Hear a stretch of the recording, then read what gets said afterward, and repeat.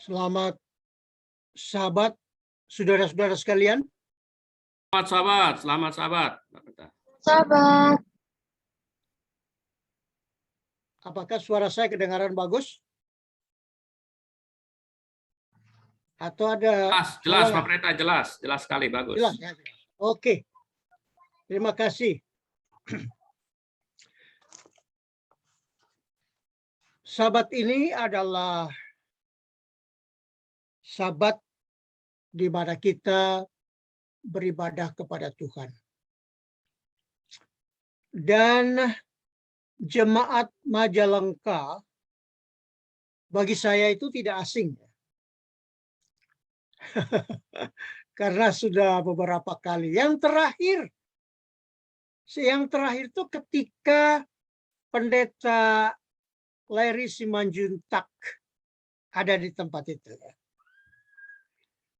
Namun ketika Pendeta Joko Purnomo ada di tempat itu, saya belum ada kesempatan untuk ke situ.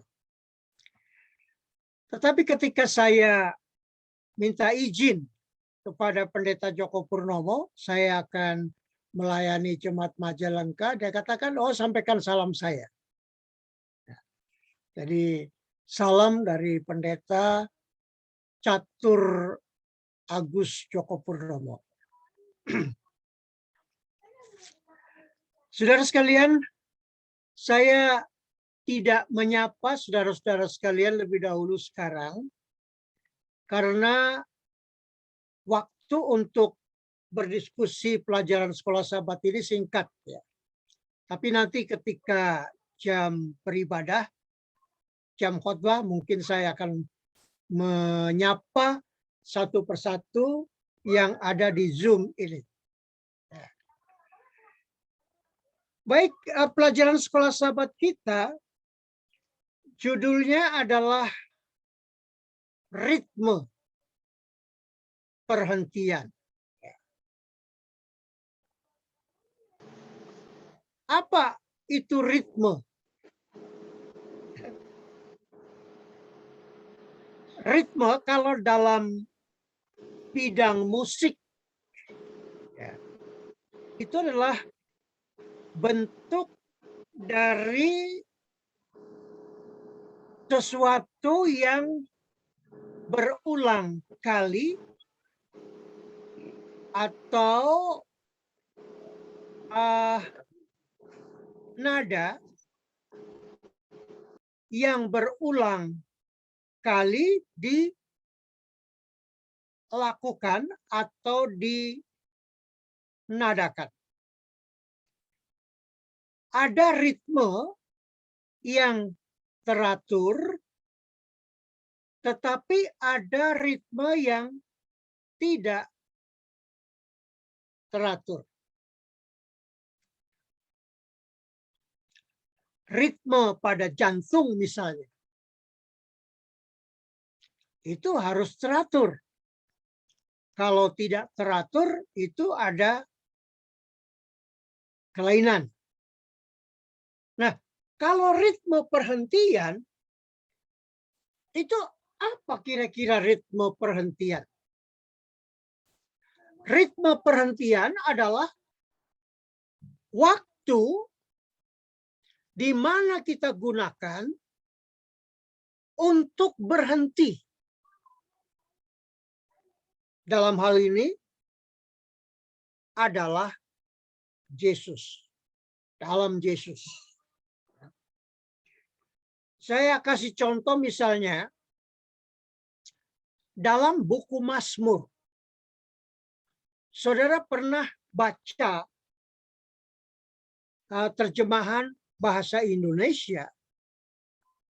Setiap ada perikop atau setiap ada ayat, itu ada kata sela. Nah, sela itu adalah jedah. Jadi ketika seorang membaca puisi, lalu ada waktu yang digunakan untuk jedah. Mungkin jangka waktunya agak sedikit lama sedikit. Nah, itulah yang digunakan dalam konteks ritme. Namun dalam pelajaran sekolah sahabat kita ini, ritme perhentian, kita sedang membahas tentang hari Sabat yang disampaikan kepada umatnya berulang kali. Hari Sabat kepada Adam dan Hawa pada waktu di Taman Eden.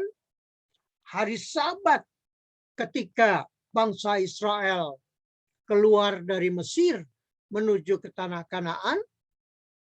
Hari Sabat ketika di Gunung Sinai, dan seterusnya, dan seterusnya.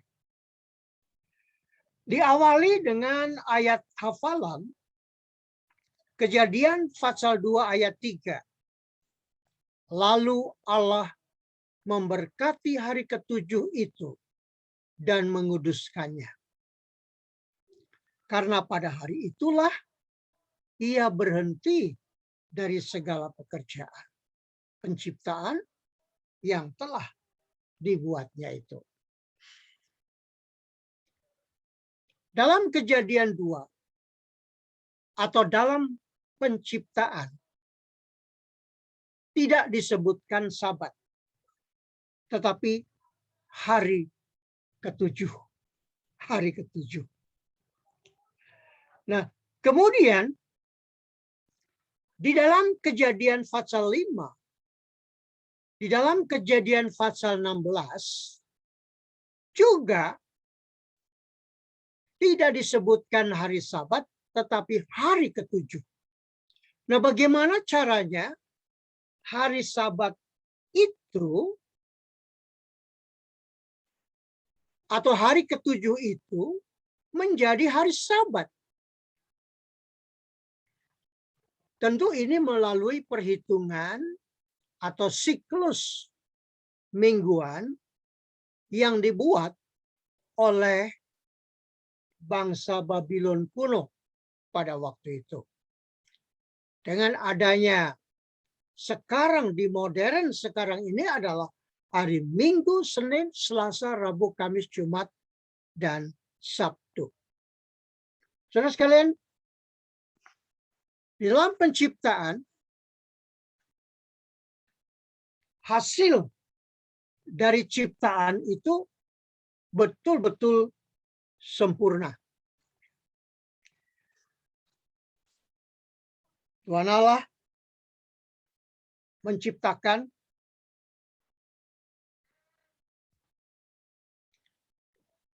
bumi, langit, dengan segala isinya, dengan satu keindahan yang luar biasa. Saudara mungkin boleh membayangkan ketika saudara berada di dalam kegelapan. Ya. Lalu tiba-tiba ada satu lubang kecil dari luar masuk sebuah cahaya. Saudara akan dapat melihat cahaya yang masuk ke dalam kegelapan itu adalah yang sangat luar biasa. Ya. Daratan, langit, samudra yang dipenuhi dengan berbagai jenis hewan merayap, melata, berjalan, berenang, dan terbang. Serta sepasang insani yang sangat memukau. Ini adalah keadaan di Taman Eden. Lalu tibalah Sabat. Sabat mengingatkan bahwa Tuhanlah penciptanya. Dia yang mampu menciptakan, membebaskan, dan menebus manusia. Nah, ini adalah penggambaran ketika bangsa Israel dibebaskan dari Mesir. Ya. Prosesnya sangat luar biasa. Musa dengan tegas mengatakan bahwa bangsa Israel itu harus keluar dari Mesir. Karena harus bertemu dengan Tuhannya dan beribadah dengan Tuhannya. Memang dalam Kejadian 5 itu terjadi dialog antara Musa dengan Firaun. Ketika Raja Firaun mengatakan, bukankah bangsamu ini sudah ratusan tahun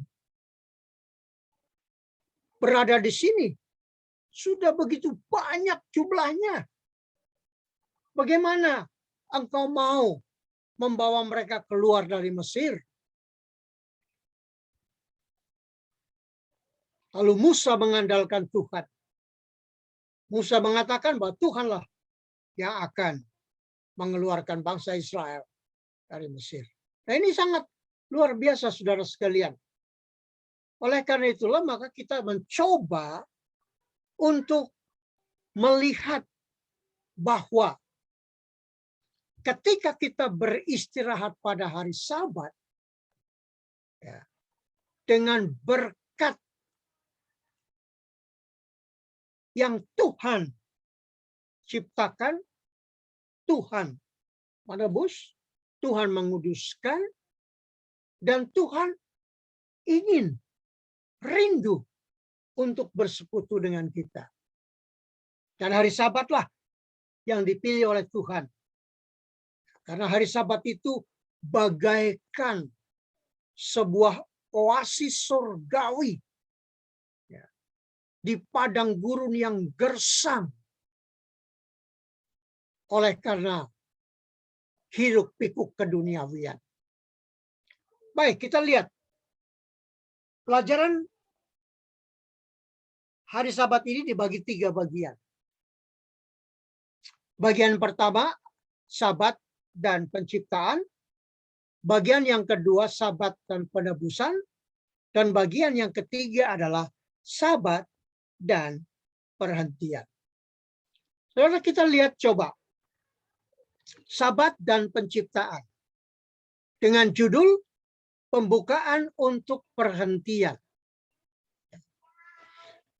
Penciptaan dimulai dengan dunia yang tidak beraturan, gelap, tanpa kehidupan.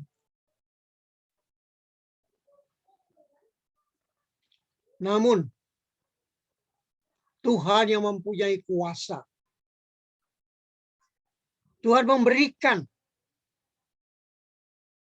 kepada dunia ini, dunia yang gelap, yang tidak beraturan itu, ada cahaya terang, ada udara, ada tanah, ada tumbuh-tumbuhan. Semua itu disediakan melalui ritme. Saudara boleh perhatikan,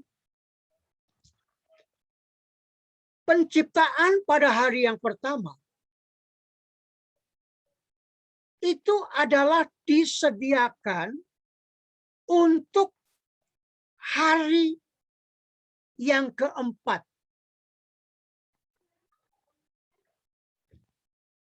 Dan penciptaan hari yang kedua itu diciptakan untuk hari yang kelima. Dan penciptaan hari yang ketiga itu diciptakan untuk hari yang keenam. Nah, setelah semua selesai, disebutlah itu Taman Eden.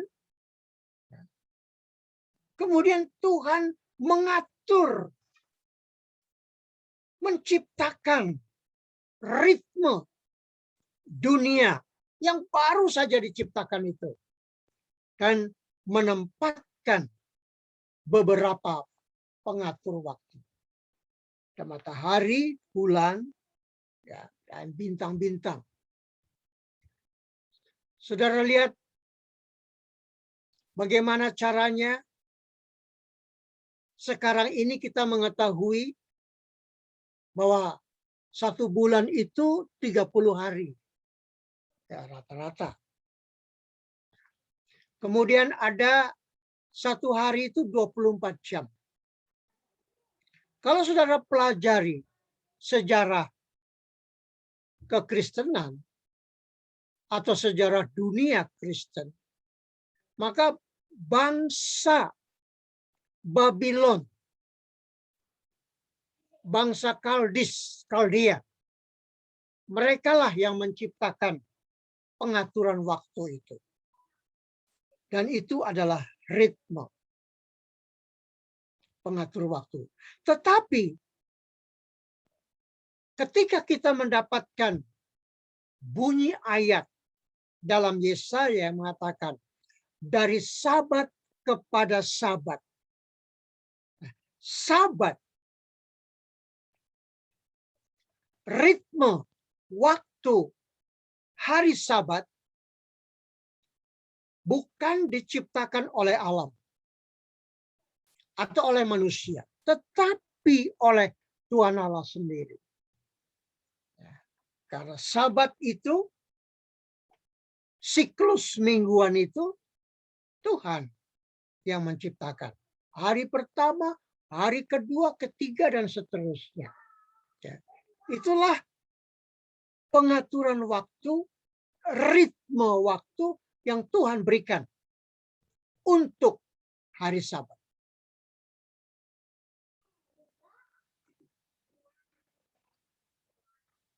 Akhirnya,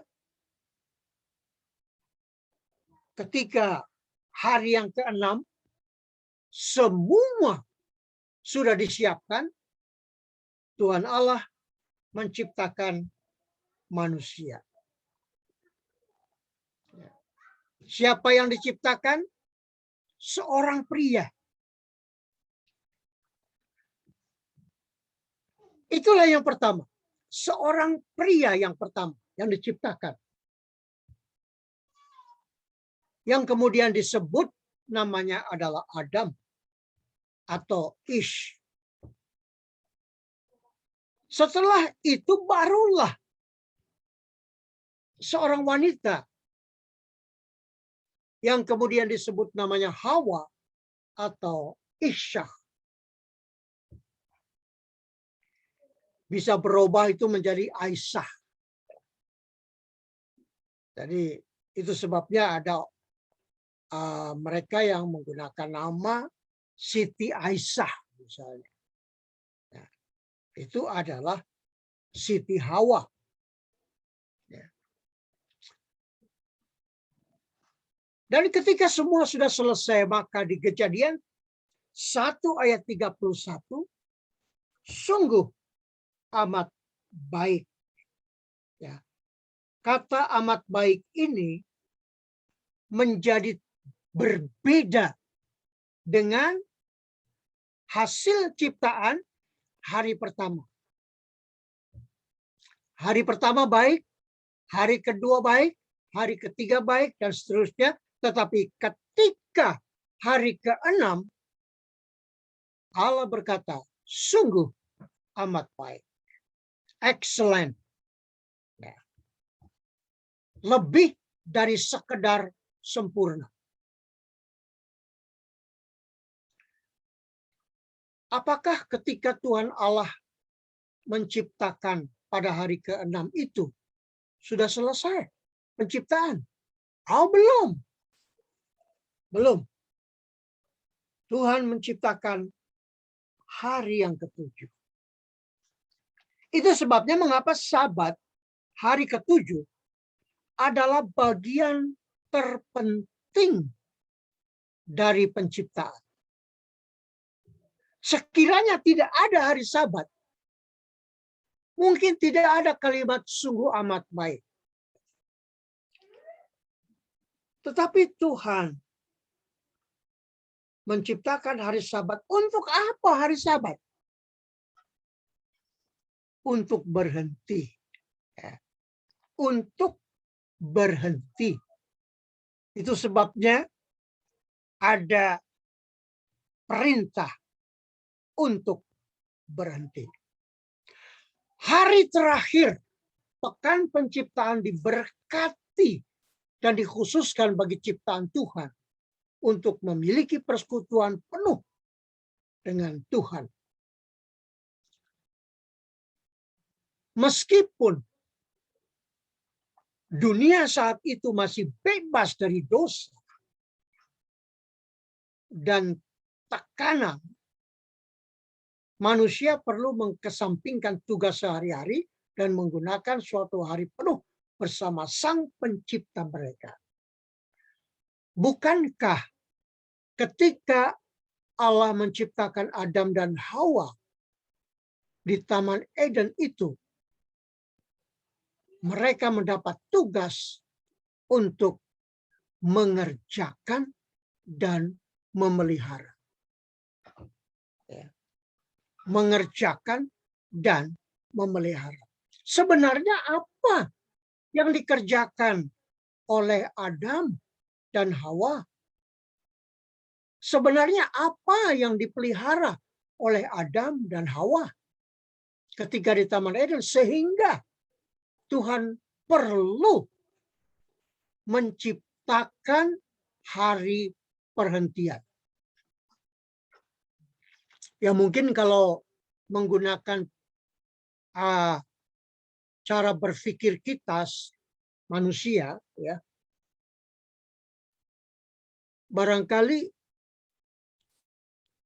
tidak terlalu menimbulkan keringat pekerjaan dari Adam dan Hawa. Ya. Contohnya misalnya memberi nama kepada hewan-hewan yang ada di sana. Nah, tidak perlu pemikiran yang keras, ya. Tidak perlu tenaga untuk memberi nama. Merawat, memelihara Taman Eden, apa yang dipelihara? Tidak ada daun yang gugur. Tidak ada yang layu daunnya. Apa yang mau dirawat dan dipelihara?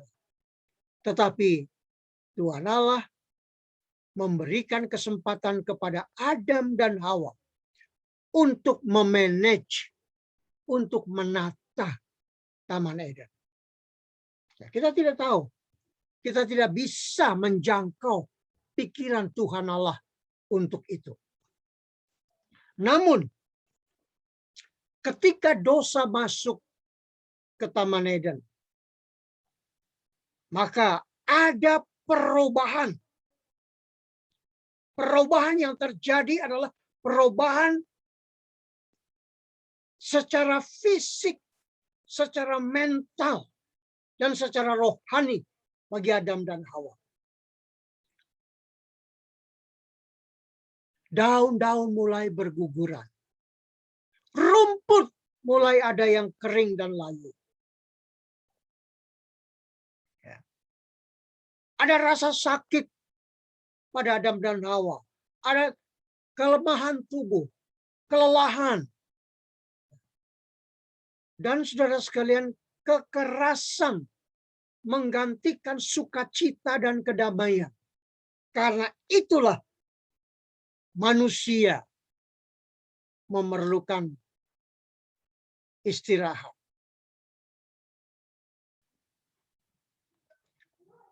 Jadi,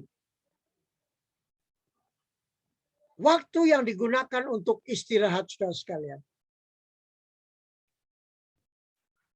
melebihi waktu ketika mereka belum berdosa. Dalam Keluaran pasal 8, pasal 20, ayat 8 sampai 11, saudara bisa membaca dan melihat konteks dari isi. Adalah dua hal yang penting di sini. Hari bekerja dan hari istirahat. Hanya itu dua. Ketika Tuhan merangkum hukumnya dalam 10 perintah, Dia menyertakan hari Sabat bagi kita untuk beristirahat. Saudara sekalian, 6 hari bekerja, 1 hari istirahat. Ini sangat penting. Ritme yang Tuhan gunakan untuk manusia. Dasarnya adalah kasih. Kasih yang kekal Allah kepada manusia. Bagian yang kedua, Sabat dan penebusan.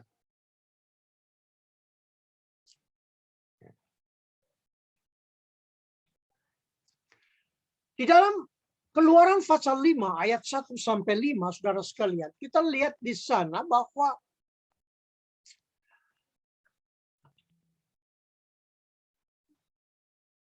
Tuhan Allah menginginkan ada semangat kembali yang menjadi bagian kehidupan daripada bangsa Israel. Itu sebabnya mengapa proses daripada keluarnya bangsa Israel menuju ke tanah Kanaan itu sangat sulit. Dipersulit oleh Firaun. Padahal mereka ini ingin supaya mereka itu kembali kepada Tuhan, kembali beribadah kepada Tuhan, dan kembali menikmati pergaulan bersama dengan Tuhan pada hari Sabat.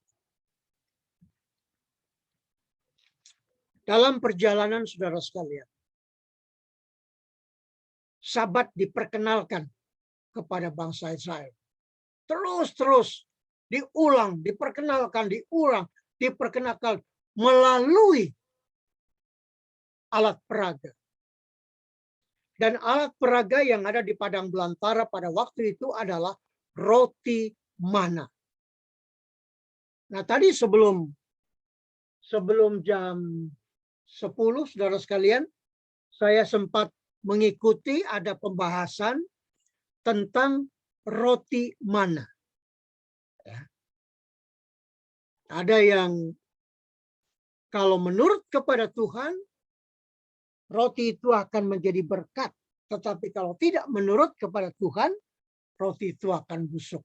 Nah, saya ingin menambahkan keterangan dari yang sudah disampaikan tadi ialah bahwa bangsa Israel itu yang jumlahnya 600.000 kepala keluarga dan ditaksir itu adalah lebih dari 2 juta. Tidak semua murni bangsa Israel. Mereka itu ada mixed multitude atau bangsa campuran. Saudara tahu 400 tahun lebih. Alkitab mencatat 403 tahun bangsa Israel di Mesir. Tentu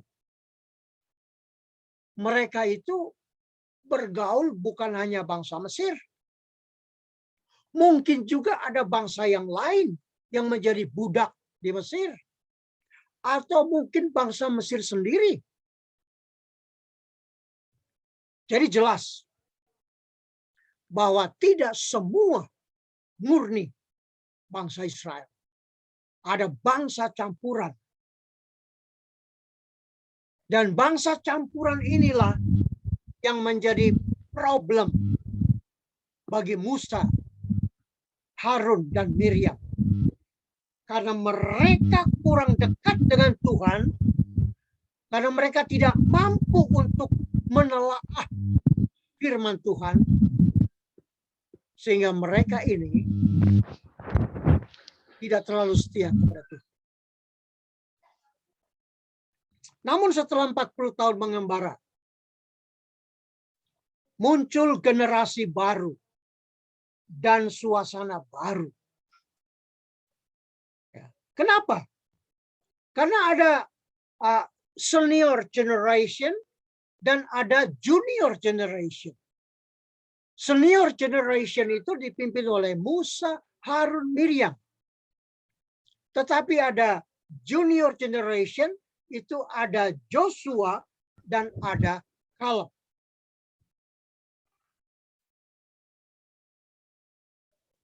Di puncak Bukit Pisgah, di sanalah Musa menghentikan estafet dan menyerahkan kepemimpinan kepada Joshua. Dan itulah yang disebut dengan dunia baru atau keadaan baru. Saudaraku sekalian, jemaat Majalengka, hari Sabat disebut dalam Keluaran 16. Ini membuktikan bahwa Tuhan selalu mengingatkan dengan ritme ya, agar mereka tetap berada pada posisi beribadah pada hari Sabat. Tetapi oleh karena kedegilan, kekeras kepalaan, ya, bangsa Israel selalu memberontak, selalu melawan Tuhan. Maka Tuhan dengan tegas berbicara kepada Musa, Musa, naik kamu ke Gunung Sinai. Di sana aku akan memberikan kepadamu perintah. Oh, luar biasa. Dan di sanalah 2 loh batu, 10 hukum itu diberikan. Dan di loh batu itu tertulis tentang hari Sabat. Yaitu hukum yang keempat. Hari Sabat. Oh, luar biasa. Allah menghubungkan perhentian Sabat dengan kasih dan pemeliharaan untuk mereka.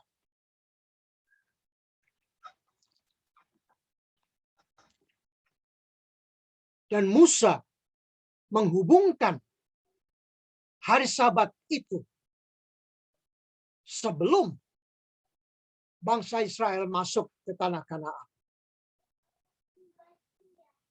Supaya mereka dibekali bahwa hari Sabat itu adalah menjadi tanda antara Allah dengan umatnya, menjadi tanda Allah sebagai penebus dan umatnya sebagai yang ditebus. Hari Rabu, saudara sekalian, kita lihat dalam Ulangan pasal 5 ayat 15. Sebab haruslah kau ingat bahwa engkau pun dahulu budak di tanah Mesir. Inilah alasan yang lain. Mengapa Tuhan itu ingin untuk memberikan hari Sabat itu sebagai hari perhentian. Alasan yang lain ialah bahwa bangsa Israel dahulu adalah budak di tanah Mesir. Budak itu adalah orang yang tidak mempunyai kemerdekaan. Selalu berada di bawah kungkungan majikan. Tetapi Allah mengeluarkan mereka dari Mesir, memerdekakan mereka, membebaskan mereka, dan memberikan perhentian kepada mereka.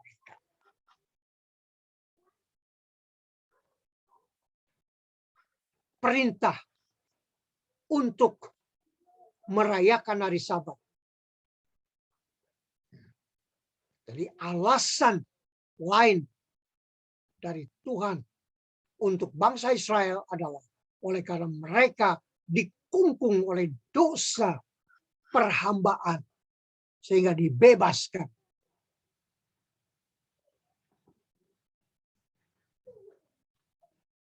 Ketika sebuah generasi baru muncul setelah 40 tahun, 10 perintah Allah dinyatakan di Gunung Sinai.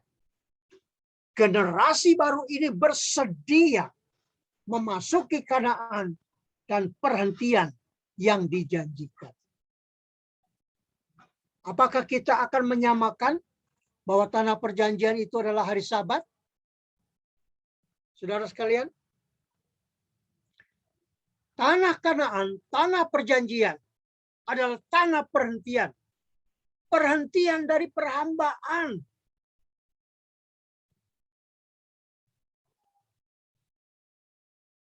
Bagi kita yang hidup sekarang ini, saudara sekalian. ketika kita mengingat 10 perintah, di mana Sabat ditekankan sebagai satu alat untuk hubungan kuasa penebusan Tuhan. Lalu apakah hubungannya antara hari Sabat dengan keselamatan? Apakah hari Sabat itu adalah salah satu jalan untuk keselamatan? Saudara sekalian, hari Sabat ditentukan oleh Tuhan menjadi tanda hubungan, dan mereka yang selalu berhubungan dengan Tuhan dengan ritme yang teratur setiap hari Sabat, maka mereka akan mendapatkan jaminan keselamatan dari Tuhan. Oleh karena itu, Sabat terhubung dengan masa lalu penciptaan, masa sekarang penebusan, dan masa depan ciptaan baru bagi orang-orang yang ditebus. Jadi hari Sabat itu adalah ritme yang langgeng. Ritme pada waktu masa lalu, ritme pada waktu sekarang, dan ritme pada waktu yang akan datang. Itu sebabnya Yesaya berkata bahwa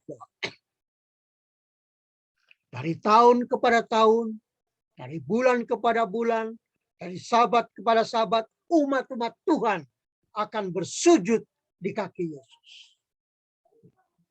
Sabat menuntun kita kepada Yesus, pencipta dan penebus kita. Kita akan hidup bersama dengan Dia selamanya. Tuhan memerintahkan umatnya untuk memelihara hari Sabat, menghormati orang tua, memelihara nyawa orang lain, menghormati setiap perempuan, menjaga harta orang lain, harus berkata dan bertindak jujur, serta menghormati milik orang lain. Itu adalah hukum yang keempat sampai hukum yang ke-10. Sabat mengambil peranan penting karena Sabat itu adalah ritme dari perhentian. Saudara tidak asing lagi dengan ayat ini. Yesaya 58 ayat 13. Apabila engkau tidak menginjak-injak hukum Sabat dan tidak melakukan urusanmu pada hari kudusku, apabila engkau menyebutkan hari Sabat hari kenikmatan dan hari kudus Tuhan hari yang mulia, apabila engkau menghormati dengan tidak menjalankan segala acaramu dan dengan tidak mengurus urusanmu atau berkata omong kosong, maka itulah memelihara Sabat. Jadi ini adalah merupakan satu formula untuk memelihara hari Sabat. Formula untuk mempertahankan kesucian hari Sabat. Ya, saudara sekalian, kita tidak mempunyai kemampuan untuk menyucikan Sabat. Hanya Allah yang mempunyai kemampuan untuk menyucikan Sabat. Dan memang hanya Allah yang menyucikan. Ya. Ingatlah dan kuduskanlah hari Sabat. Tetapi walaupun kita tidak mampu menyucikan hari Sabat, tetapi Tuhan memberikan kepada kita kemampuan untuk memelihara kekudusan hari Sabat. Jadi hari Sabat itu sudah kudus. Kita tidak perlu menyucikan hari Sabat lagi. Tetapi kita memelihara kekudusan hari Sabat. Itu yang penting bagi kita. Lalu bagaimana saya harus berhenti pada hari Sabat sesuai dengan Mazmur 92, Keluaran 16 ayat 29 dan Yesaya 52 ayat 13 ini? Caranya adalah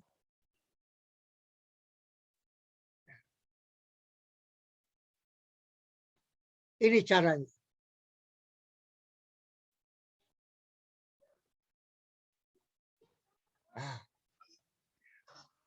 ya, memuliakan Tuhan, memberikan tentang Allah kepada orang lain, ya, memberitakan tentang Allah kepada menginjil, ya, lalu memuji Tuhan seperti pendeta dan ibu tadi. Nah, lagunya bagus sekali, merdu. Ya. Saya suka lagu itu. Ya. Kemudian bersuka cita dalam penciptaan, mengingat kebenaran Tuhan, menemukan kekuatan baru di dalam Tuhan, bertemu Tuhan bersama dengan gerejanya. Ya. Nanti setelah selesai pandemi corona, ya, kita akan bertemu kembali di gereja. Ya. Gunakan waktu bersama keluarga dan sahabat. Jangan lakukan kehendakmu sendiri. Ya. Menikmati Sabat. Jangan memikirkan atau membicarakan pekerjaanmu. Dan ingat, ya, Imamat pasal 19 ayat 3. Saudara boleh catat itu. Ya. Aspek pemeliharaan hari Sabat. Atau aspek memelihara kekudusan hari Sabat adalah hubungan kekeluargaan, sahabat, dan persekutuan keluarga. Anak-anak harus hormat kepada orang tua, anak-anak segan kepada orang tua, orang tua harus mengerti kepada anak-anak, suami menghargai istri, istri menghargai suami, suami mencintai istri, istri tunduk kepada suami, dan lain sebagainya. Itu adalah aspek pemeliharaan hari Sabat kepada kita. Saudara sekalian yang kekasih dalam Yesus Kristus, sekiranya masih ada waktu untuk berdiskusi atau ada tambahan atau ada pertanyaan, dipersilahkan. Waktu saya kembalikan kepada pemimpin sekolah Sabat.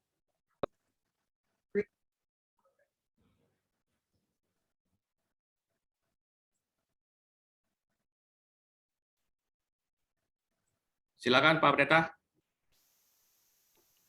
Baik, mari kita berdoa.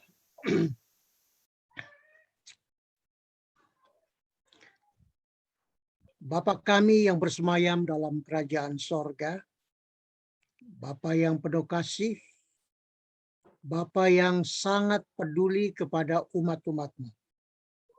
Pada hari Sabat yang Engkau kuduskan ini Tuhan, kami datang kepadamu memohon kecurahan Roh Kudus untuk dapat hinggap pada kami masing-masing, untuk bekerja dalam hati dan pikiran kami, agar ketika kami mendengarkan firman-Mu, kami boleh mengerti dan paham akan segala apa yang Tuhan firmankan untuk umat generasi sekarang ini.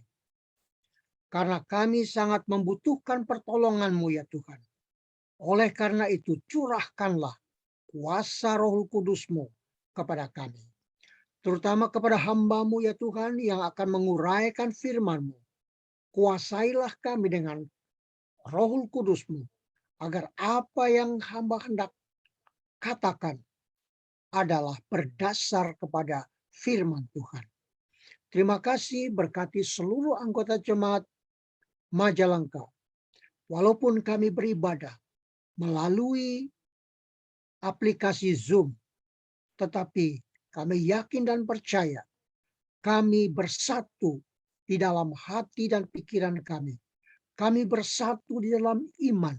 Kami bersatu di dalam keteguhan akan keyakinan kami. Ampuni kami dari salah dosa kami berdoa dalam nama Yesus Tuhan kami. Amin.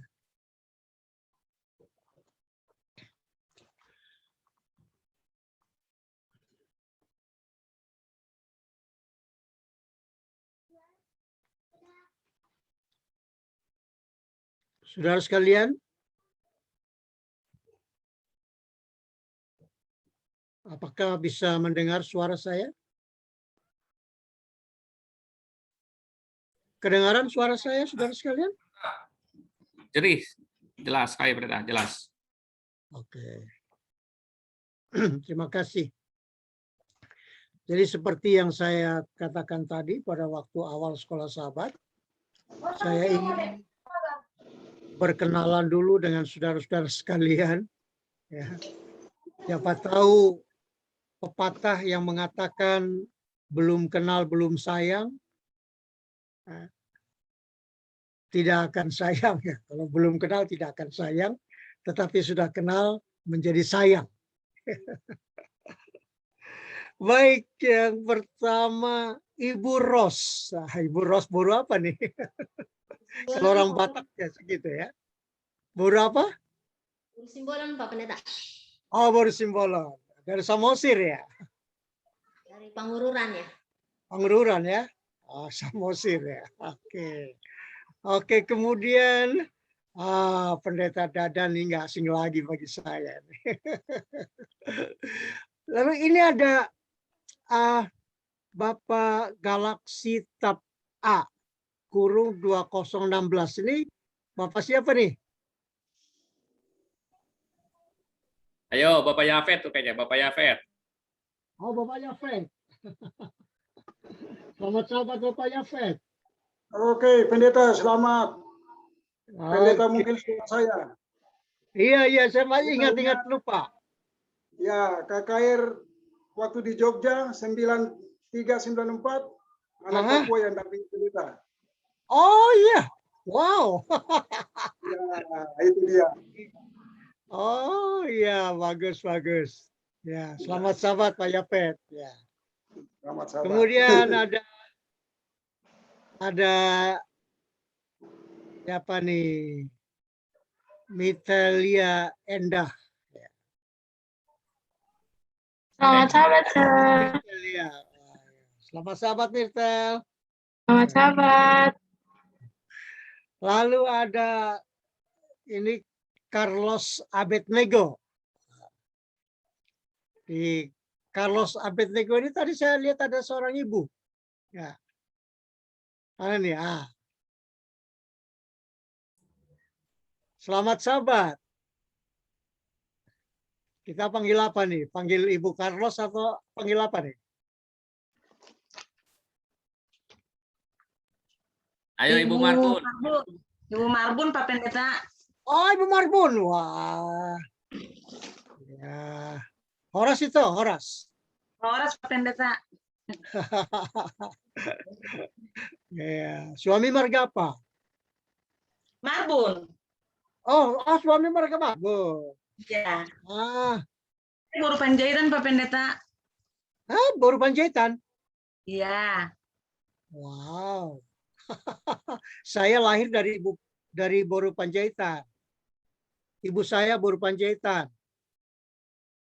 Oh gitu Pak Pendeta. Berarti Iya. manggil apa ya? Gak tahu manggil apa. Oke, saya teruskan dulu ya. Ini ada dengan nama Your Name itu siapa ya? Itu ibu saya, Pak Pendeta, Ibu Koswara itu. Itu. Oh ya ampun. Selamat sahabat Ibu. Lalu ada Richard Ruru ya. Selamat sahabat Saudara Richard. Selamat sahabat Pendeta. Ya, terima kasih tadi apa tambahan Saya keterangan. cicitnya Opa Sabari. Oh gitu. Iya. Terus ayah atau ibu? Saya dari Oma Flora. Saya cucunya Oma Flora. Iya. Oke. Saya tahu. Ya. Waduh, bagus. Selamat sahabat. Lalu ada KKRK 38. Ini siapa nih? KKRK 38. Itu Ibu Mardianto mungkin nggak dengar dia. Ibu Mardianto mungkin udah jauh mungkin. Oh, Ibu Mardianto. Oke. Lalu ada Alin Majalengka. Ini Saya tertarik Sama-sama nama Pak Alin. Pendeta. Saya istrinya Iya, Pendeta Dadan. Iya, karena istri saya, anak saya yang bungsu punya anak perempuan pertama namanya Alin juga. Nah, itu ada di keluarga Pak Pahan itu. Itu ada di sana. Kemudian ada Nelson. Selamat sahabat Nelson. Ada Vina. Selamat sahabat pendeta. Oke, selamat sahabat Nelson. Ada Vino, Vino ya. Selamat sahabat Vino. Selamat sahabat Pak. Oke. Terima kasih. Ada yang lain lagi? Sudah semua ya. Semua. Selamat sahabat untuk jemaat Majalengka. Saudara sekalian, di zaman yang sekarang ini kita sedang menghadapi banyak sekali masalah. Dan masalah yang terbesar yang kita hadapi secara global ini adalah pandemi COVID-19 ini. Ya. Namun kita sebagai umat Tuhan tentu kita merasa bahwa ini adalah merupakan satu alat yang mungkin Tuhan gunakan untuk menyadarkan kita, menyadarkan dunia bahwa di atas kekuasaan, segala kekuasaan yang ada di dunia ini adalah kekuasaan Tuhan. Ya. Jadi sesuai dengan judul yang saya buat, yaitu bahwa tegar pusaran badai. Itu luar biasa itu saudara sekalian. Tegar di pusaran badai itu luar biasa. Mengapa? Karena bagaimanapun juga kehidupan kita ini tidak terlepas dari pencobaan, ya, tidak terlepas dari penderitaan, tidak terlepas dari ketakutan, kekhawatiran. Ya. Semua ini adalah merupakan salah satu yang harus kita hadapi. Ya. Yang harus kita hadapi.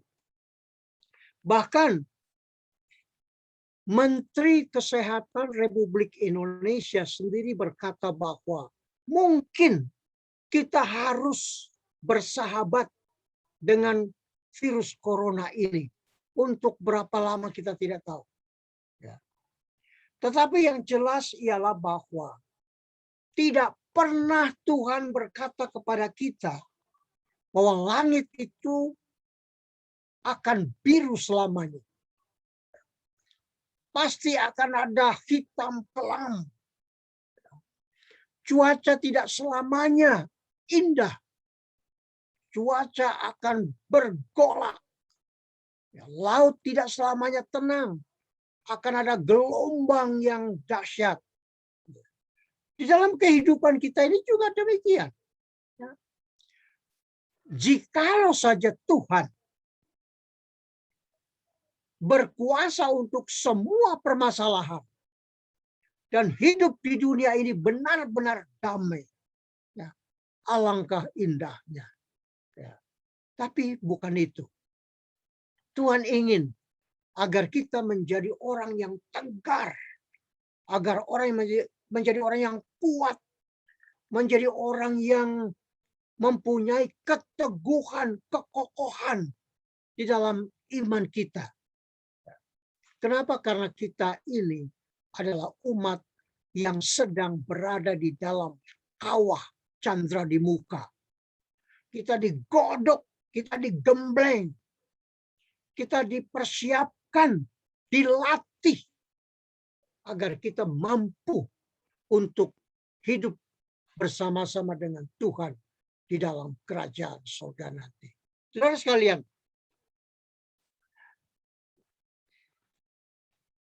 berdasarkan Lukas pasal 8, Markus pasal 4, Matius pasal 8, ini memberikan satu gambaran bahwa di dalam kehidupan murid-murid Tuhan Yesus yang selalu setiap hari bergaul dengan Yesus, bahkan mungkin dari pagi sampai sore, sampai malam, bersama-sama dengan Yesus. Tetapi mereka tertimpa badai kehidupan. Saudara sekalian, Markus 4 ayat 35. Pada hari itu, waktu hari sudah petang. Ini penting. Penting kita kemukakan. Ya. Firman Tuhan yang mengatakan waktu hari sudah petang.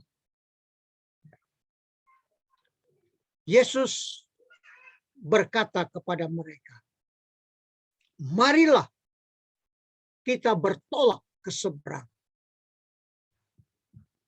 Mungkin ada pertanyaan, kenapa bertolak ke seberang?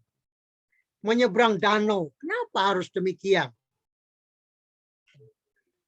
Lalu di Matius 8 ayat 23, lalu Yesus naik ke dalam perahu dan murid-muridnya pun mengikutinya.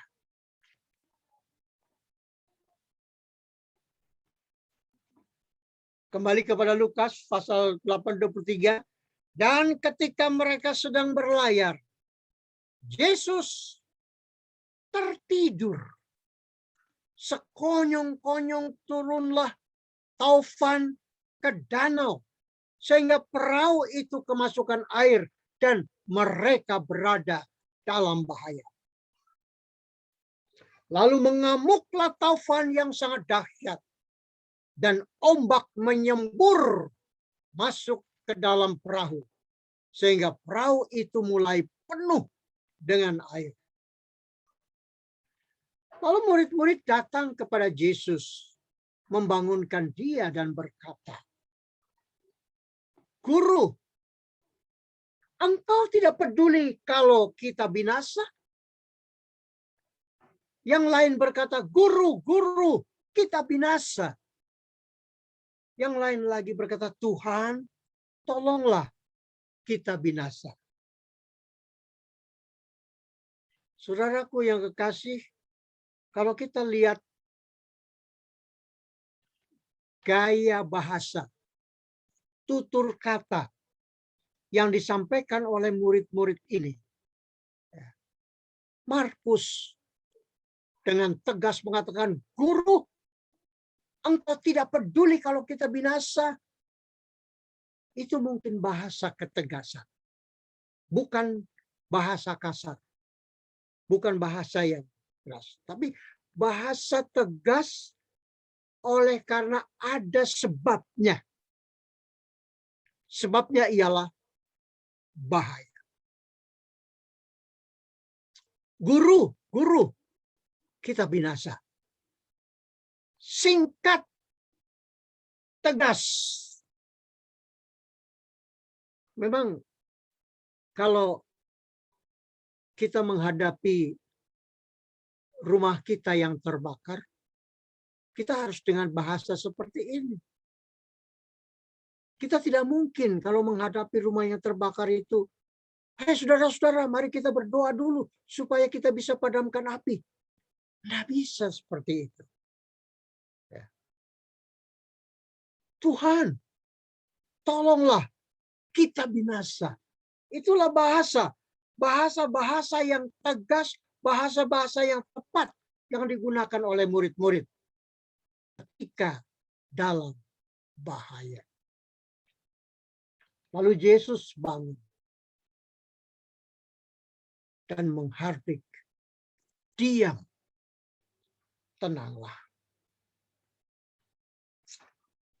Yesus menghardik angin dan air yang mengamuk. Yesus menghardik angin dan danau itu.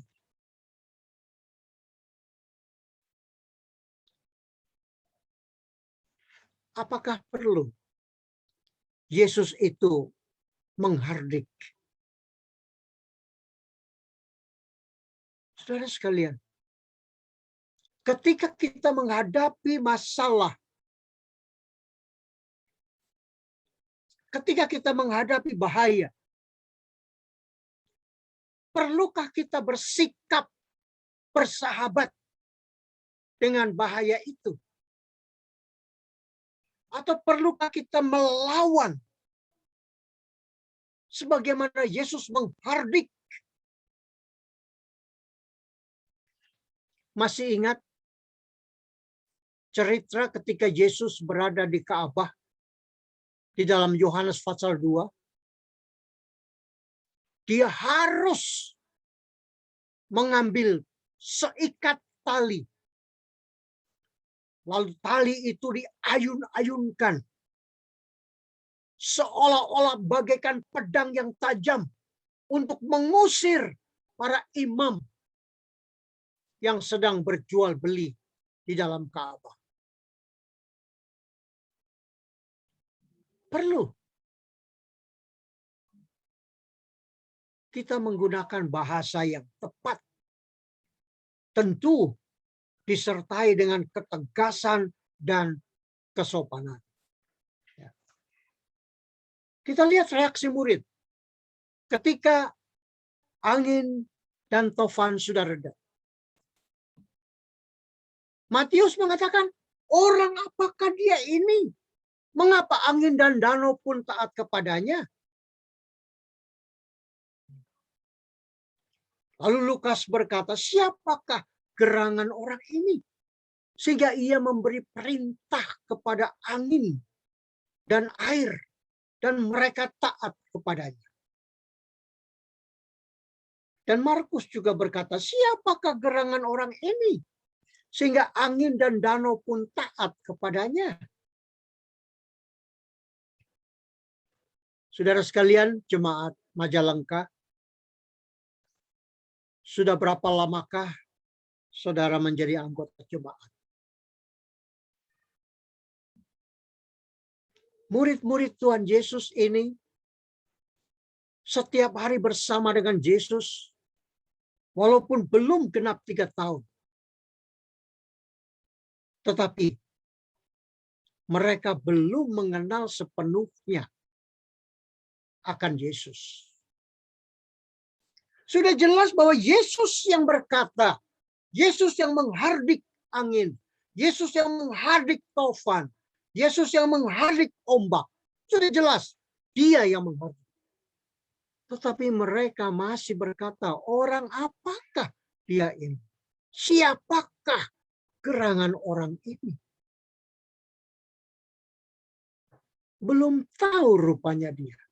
Belum kenal rupanya mereka. Saudara sekalian, ini yang perlu kita simak. Markus berkata, mengapa kamu begitu takut? Markus menulis reaksi Yesus. Mengapa kamu begitu takut? Mengapa kamu tidak percaya?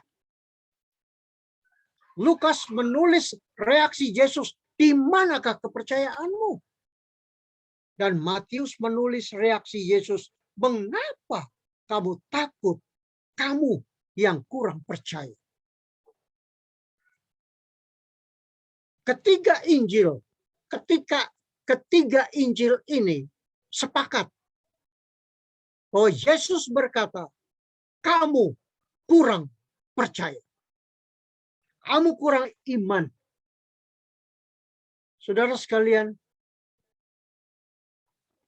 banyak anggota jemaat Gereja Masyiat Ternate ke-7 dan masyarakat luas di dunia ini yang masih tidak percaya bahwa virus corona ini adalah wabah. Bahwa virus corona ini adalah pandemik. Masih ada orang yang ingin untuk mengalihkan bahwa virus corona ini adalah merupakan bentuk dari manipulasi politik. Saudara sekalian, peristiwa di Danau Galilea menunjukkan bangkrutnya iman para murid. Mereka kehilangan kepercayaan dan keberanian karena angin taufan dan gelombang yang besar, yang dahsyat.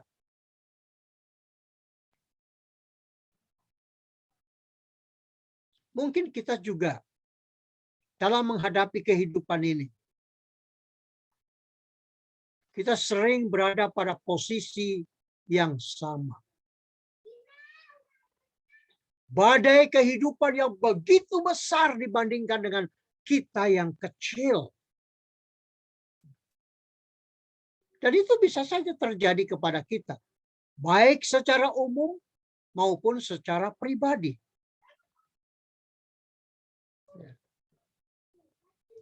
Peperangan.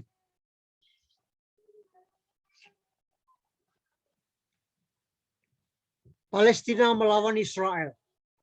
Masih juga. Tanggal 15 Agustus yang lalu, Taliban merebut ibu kota Afghanistan, Kabul. Banjir bandang, tanah longsor, tsunami, puting beliung, peristiwa kecelakaan transportasi, gunung meletus, dan lain sebagainya. Saudara sekalian, saudara perhatikan di gambar sebelah kanan bawah, ada seorang ibu yang tersenyum, ada anaknya, ada suaminya di situ. Mereka satu keluarga baru saja naik pesawat. Begitu pesawat take off, hanya beberapa menit pesawat itu jatuh di Laut Jawa. Saudara sekalian, virus corona menjadi bencana dunia, bukan hanya di sekitar kita, bukan hanya di negara kita, tapi di seluruh dunia. Ini adalah merupakan wabah yang luar biasa. Saudara-saudara sekalian yang kekasih, Alkitab Perjanjian Lama mencatat beberapa wabah, beberapa pandemi. Semua itu adalah kejadian alam yang pada saat yang sama Tuhan gunakan untuk menyadarkan kita, mengingatkan kita bahwa di dalam kehidupan kita ini tidak selamanya mulus. Ketakutan, kekecewaan, kekhawatiran, kecemasan, kegagalan, penderitaan, stres, wabah, penyakit, duka cita, kematian, bahkan PHK, tidak ada lapangan kerja, kebangkrutan perusahaan, tidak ada uang, kesulitan hidup, krisis ekonomi, krisis kepercayaan. Ini luar biasa. Saudara sekalian, kalau kita melihat di layar TV sekarang ini, apalagi di bagian kriminal, orang sudah nekat, berani mencuri, berani merampas, berani merampok, berani membegal. Di sekitar kita, tidak jauh dari kita. Itu sebabnya satu-satunya cara yang terbaik untuk menghindari semua ini adalah pasrah kepada Tuhan. Walaupun tidak seorang pun yang menghendaki penderitaan dan kepedihan, kita tetap berusaha untuk tidak menderita. Karena penderitaan itu sangat menyakitkan. Dapatkah kita berusaha sendiri? Tidak. Tetapi kenyataannya, penderitaan datang silih berganti. Tidak kenal waktu dan tidak kenal tempat. hadir di setiap relung kehidupan kita.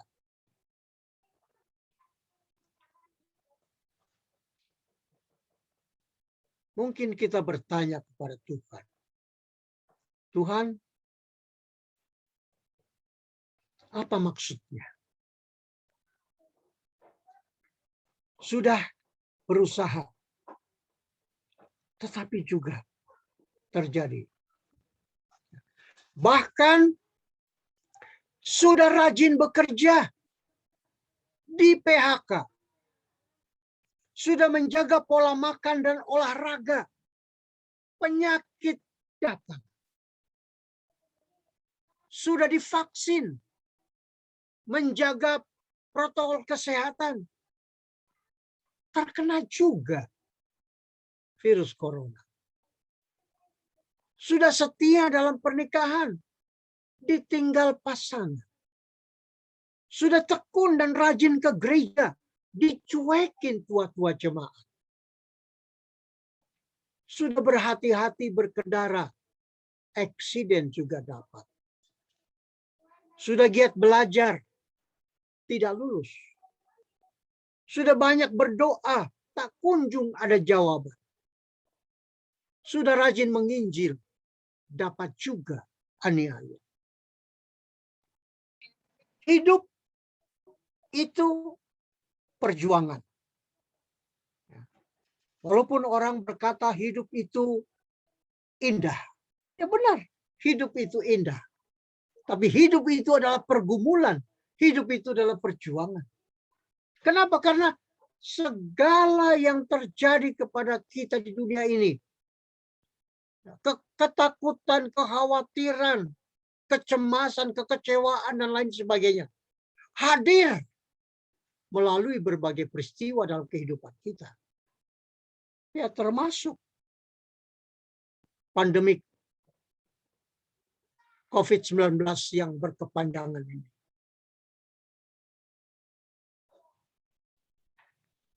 PPKM level 4. Di Jawa ini sudah turun menjadi level 3. Kita berdoa terus. Kita memohon agar Tuhan selalu memberikan kepada kita bimbingan, dukungan, dan perlindungan. Karena kalau kita kehilangan orang yang kita kasihi karena COVID-19 ini sungguh peristiwa yang sangat menyakitkan. Mengapa? Masih muda. Saudara sekalian, kita bersedih. Kita menangis. Dan mungkin kita berteriak, mengapa semua ini harus terjadi? Mengapa harus ada virus corona? Semua ini terjadi dan dibiarkan Tuhan supaya umatnya melewati masa yang sukar sebagai training center, sebagai pusat latihan. Mengapa Tuhan Yesus tidur di perahu sehingga terjadi ombak dan tofan yang dahsyat? Saudara sekalian, apakah kita juga bertanya sekarang? Dengan adanya virus corona ini, jangan-jangan tidur Tuhan. Jangan-jangan Tuhan Allah masih tidur. Oh tidak, saudara sekalian. Tuhan tidak pernah tidur. Tuhan tidak pernah lalai terhadap umatnya. Dan dia selalu menjaga, memelihara mereka yang setia kepadanya. Saudara sekalian, kita khawatir, kita takut kepada virus corona. Kita takut pada pencobaan. Kita takut pada penderitaan. Rasul Paulus mengatakan, sebab penderitaan ringan yang sekarang ini mengerjakan bagi kami kemuliaan kekal yang melebihi segalanya. Jauh lebih besar daripada penderitaan kami. Inilah positive thinking dari Rasul Paulus.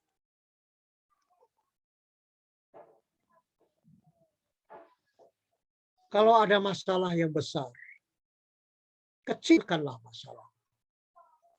Kalau ada masalah kecil, hilangkanlah masalah. Cobalah kita berada pada pandangan yang positif. Bahwa Allah itu tidak pernah lupa. Bahwa Allah itu tidak pernah lalai. Bahwa Allah itu tidak pernah meninggalkan kita. Bahwa Allah itu selalu dekat dengan kita. Khawatir itu sia-sia. Ya. Sebab itu, janganlah kamu khawatir akan hari esok. Karena hari esok mempunyai kesusahannya sendiri. Kesusahan sehari cukuplah untuk sehari. Saudara sekalian, setiap orang memiliki rasa khawatir. Dan itu hal yang normal. Tetapi persoalannya, jangan sampai kekhawatiran itu menguasai diri kita dan kita mengkhawatirkan Tuhan yang dapat menolong kita. Jangan sampai kita berkata bahwa Tuhan tidak mampu menolong kita.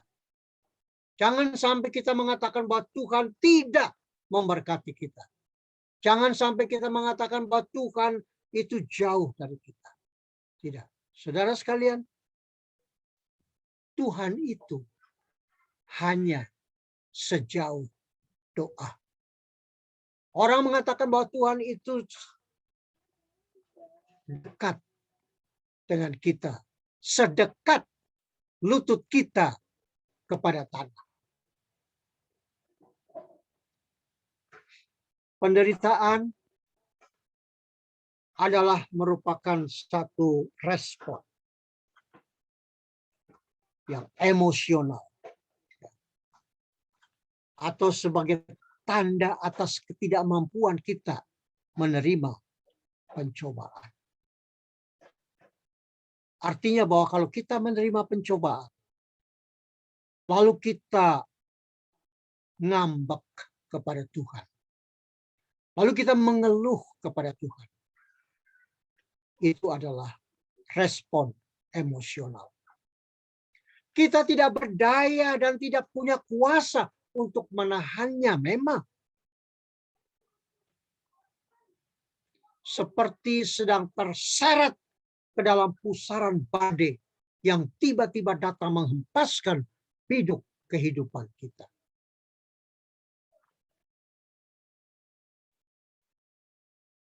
Kita seakan berlayar di lautan lepas, gelap gulita dan sunyi senyap tanpa nakoda. Takut dan gentar dalam mengayuh biduk kehidupan menatap hari depan. Dalam situasi demikian, kita berteriak meminta pertolongan. Kepada siapa kita minta pertolongan? Dari mana kita dapat pertolongan? Saudara sekalian, pertolongan datang dari Tuhan. Hanya dari Tuhan pertolongan itu datang. Tuhan boleh menggunakan apa saja untuk menolong kita. Tetapi Tuhan adalah penolong kita. Tuhan telah mendengar permohonanku, Tuhan menerima doaku. Itulah kata Daud. Doa orang benar didengarnya. Tuhan perisai pertolongan dan pedang kejayaan. Saudara sekalian yang kekasih dalam Yesus Kristus, firman Tuhan adalah benar. Firman Tuhan adalah nyata. Serahkanlah kekhawatiranmu kepada Tuhan, maka Ia akan memelihara engkau. tidak selama-lamanya dibiarkannya orang benar itu goyah. Mazmur 52 ayat 22.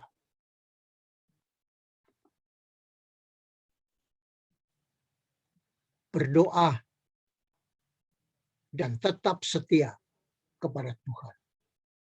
Inilah kunci agar kita bisa mengatasi segala penderitaan, bisa mengatasi pencobaan. Berjaga-jaga dan berdoalah supaya kamu jangan jatuh ke dalam pencobaan. Roh memang penurut, tetapi daging lemah. Tetaplah kita setia kepada Tuhan. Wahyu 2 ayat 10 mengatakan, hendaklah engkau setia sampai mati, dan aku akan mengaruniakan kepadamu mahkota kehidupan.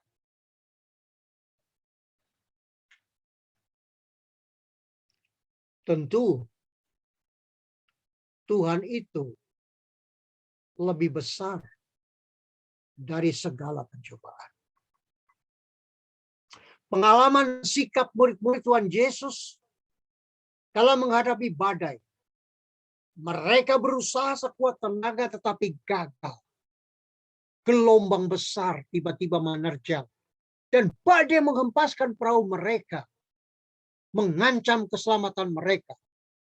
Mereka begitu dekat dengan Yesus. Tetapi kehilangan iman dan keberanian. Saudaraku yang kasih dalam Yesus.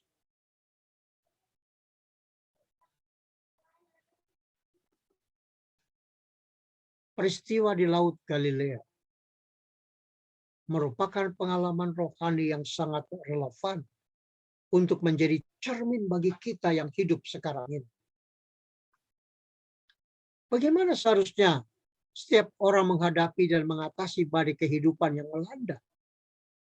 Ketika derita menghampiri kita, maka satu-satunya tempat untuk berseru meminta pertolongan adalah Tuhan Yesus Kristus. Dialah harapan kita. Dialah kemenangan kita. Yesus yang telah menang, memberikan kemenangan kepada kita. Itu pasti, saudara sekalian. Walaupun Allah kadang mengizinkan cobaan datang kepada kita. Untuk mengasah kepekaan rohani kita.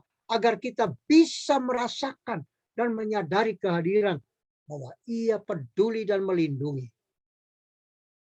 Juga untuk menguatkan iman dan mental kita. Agar menjadi pribadi yang kuat. Saudara sekalian. Hanya pribadi yang selalu bergantung kepada Tuhan. Tidak gampang terhanyut oleh derasnya arus kehidupan. Tuhan tidak pernah lengah dalam menjaga kita. Bahkan di saat-saat terberat sekalipun dalam kehidupan ini. Dia selalu menggendong dan merangkul kita. Yesus, Ia peduli dan melindungi. Saudara sekalian, saya ingin berkata bahwa pelaut yang tangguh tidak lahir di lautan yang tenang. Pelaut yang tangguh adalah oleh karena tempaan di lautan yang menggelora dengan gelombang yang menantang.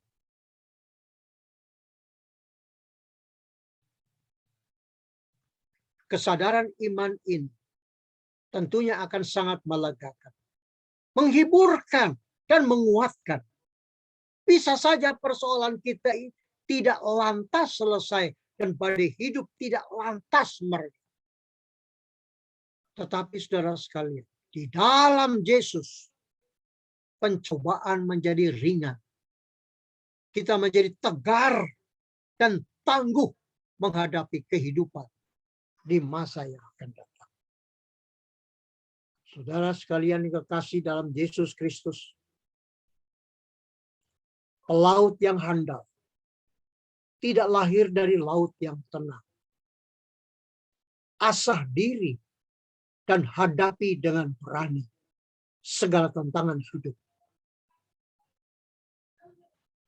Tersenyumlah dan semangatlah di dalam Tuhan.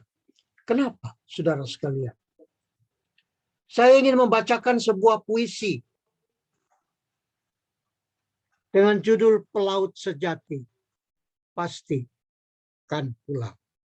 Dan ini adalah merupakan bentuk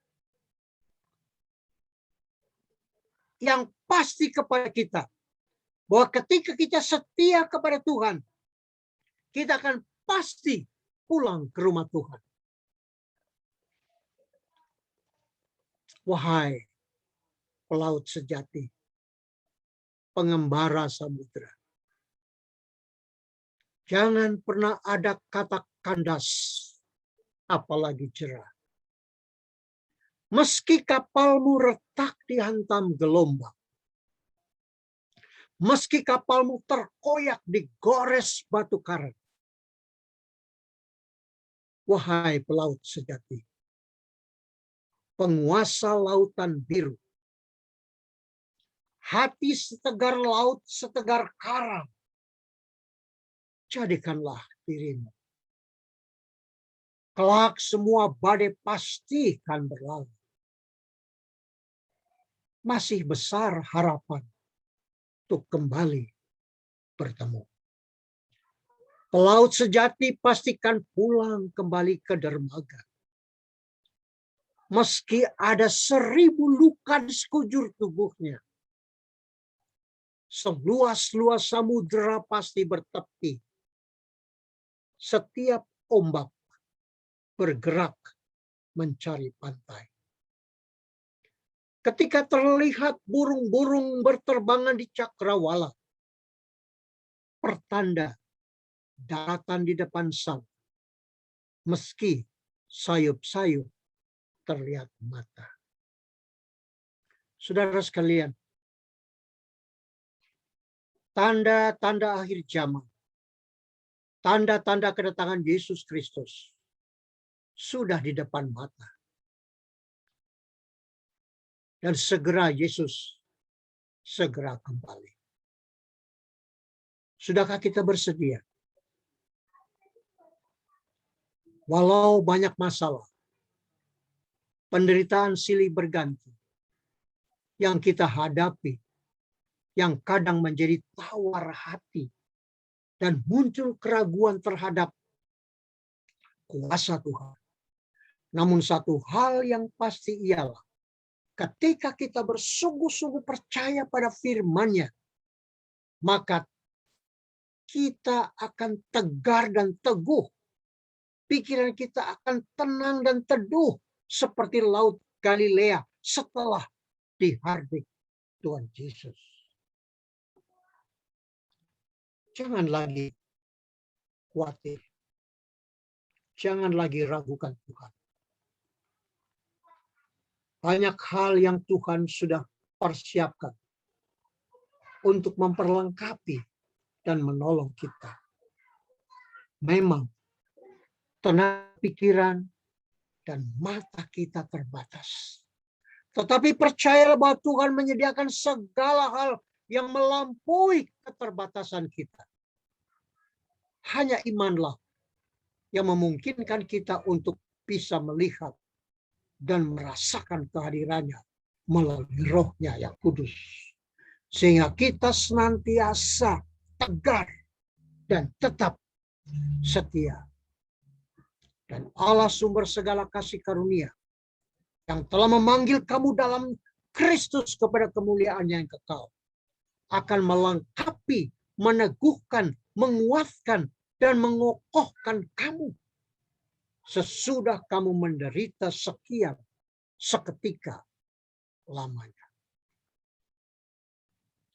Sebab orang-orang yang menanti-nantikan Tuhan mendapat kekuatan baru. Mereka seumpama burung raja wali yang naik terbang dengan kekuatan sayapnya. Mereka berlari dan tidak menjadi lesu.